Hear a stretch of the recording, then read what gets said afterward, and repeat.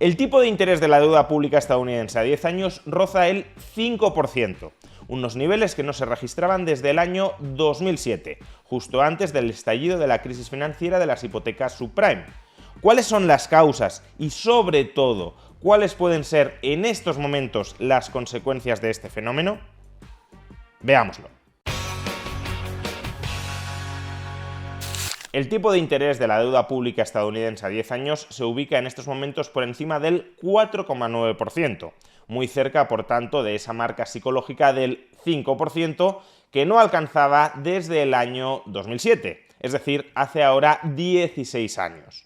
Que el tipo de interés de la deuda pública estadounidense a 10 años se ubique en el 5% significa, de manera un tanto aproximada, que la expectativa en estos momentos de los operadores de mercado es que el tipo de interés anual promedio que va a prevalecer en Estados Unidos durante los próximos 10 años será del 5%. Es decir, que en media vamos a tener tipos de interés anuales del 5% durante una década. En realidad no es del todo así, dado que un bono a un año es más líquido que un bono a 10 años y, por tanto, aquel que se lanza a comprar un bono a 10 años también exige una compensación por pérdida de liquidez, por exponerse al llamado riesgo de duración, que no exige, o exige en mucha menor medida, cuando invierte en un bono a un año. Pero con esta importante salvedad sí que podemos decir que la expectativa que ahora mismo rige en el mercado es que el tipo de interés promedio que va a prevalecer en la economía estadounidense durante la próxima década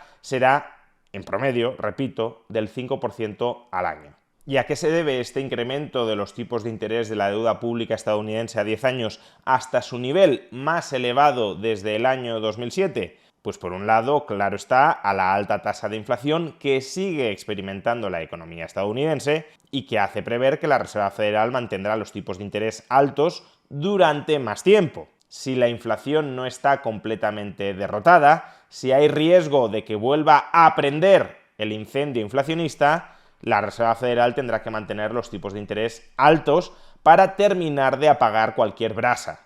Pero por otro lado, la escalada de los tipos de interés de la deuda pública estadounidense también responden a otra causa que en parte está conectada con la anterior, y es la expectativa de que el gobierno estadounidense va a incurrir en muy importantes déficits públicos durante los próximos años. Si Estados Unidos sigue prestando apoyo financiero al gobierno de Ucrania para que libre su guerra de resistencia frente a Rusia, y si además el gobierno estadounidense empieza ahora a prestarle asistencia financiera al gobierno de Israel para que libre una guerra en la región, entonces el déficit público estadounidense durante los próximos años va a ser mayor del que se esperaba hace apenas unas semanas. Y más déficit público significa tanto mayores tensiones inflacionistas cuanto mayor necesidad de colocar deuda en los mercados financieros.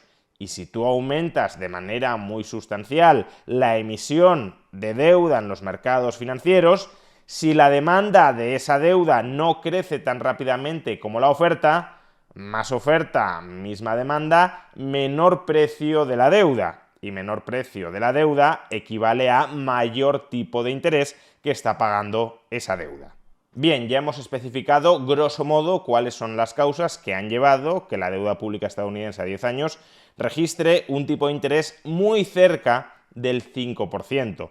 Pero, ¿cuáles pueden ser las consecuencias de todo ello? Pues la principal consecuencia es una mayor fragilidad en los mercados financieros, tanto en los mercados de renta fija como en los mercados de renta variable. Empecemos por los de renta fija.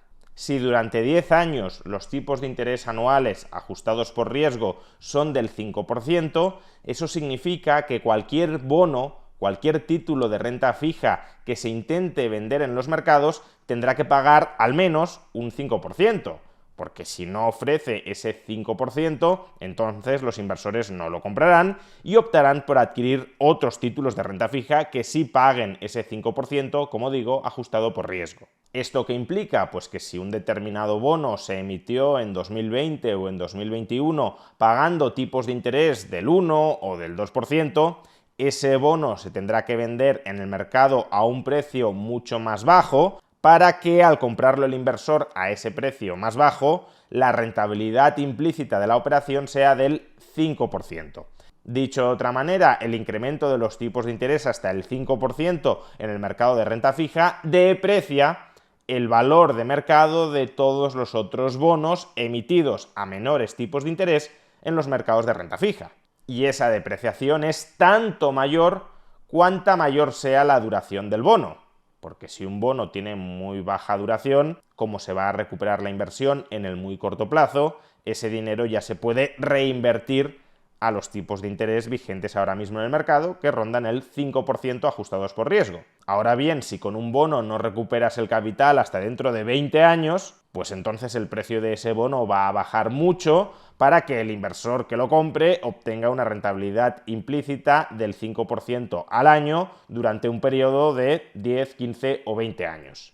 Por tanto, este es el primer efecto del incremento de los tipos de interés en los mercados de renta fija, que, como digo, aquellos bonos emitidos a un menor tipo de interés se deprecian, su valor de mercado cae, tanto más cuanta mayor sea la duración de esos bonos. ¿Y esto por qué es problemático? Pues porque hay muchos inversores apalancados que han adquirido bonos que pagan tipos de interés apreciablemente inferiores al 5%. Y por tanto, con estos tipos de interés más altos, su cartera de bonos está depreciada.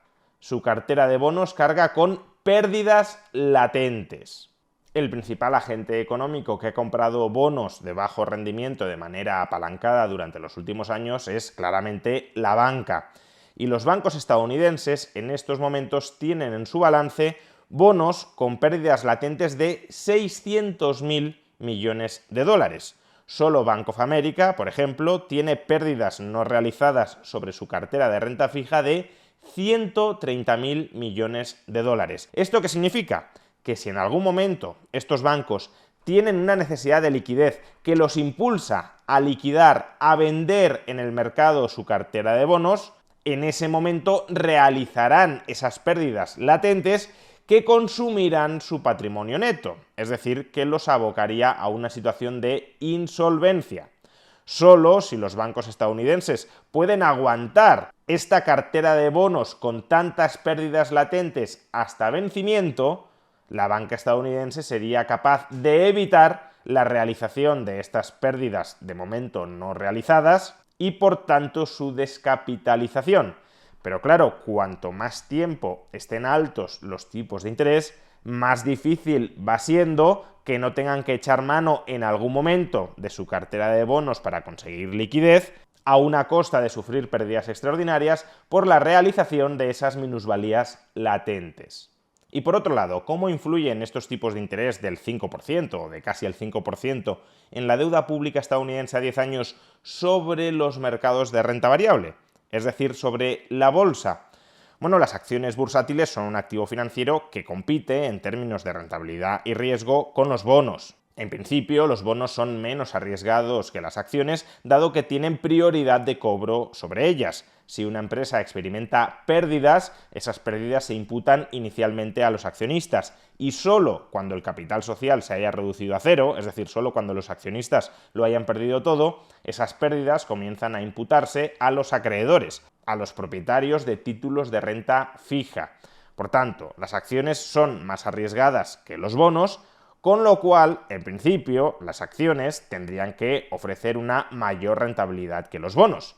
Si acciones y bonos escogen la misma rentabilidad, tenderé a invertir en bonos para minimizar el riesgo. Si invierto en acciones es porque, a pesar del mayor riesgo, me ofrece una mayor rentabilidad que me compensa ese mayor riesgo. Pues bien, después del sostenido incremento del tipo de interés del bono a 10 años, en estos momentos, el exceso de rentabilidad que ofrece un título de renta variable, una acción, en relación con el bono estadounidense a 10 años es del 0%. Es decir, que en estos momentos las acciones, en términos promedio, claro, no están ofreciendo ningún rendimiento extraordinario frente a los bonos estatales de Estados Unidos.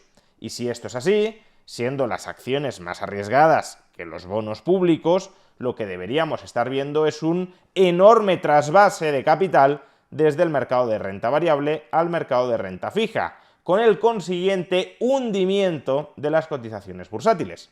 Si esto no está sucediendo de momento, es porque los inversores esperan que los beneficios futuros de las empresas, y por tanto las ganancias atribuibles a los accionistas, vayan a aumentar en el futuro.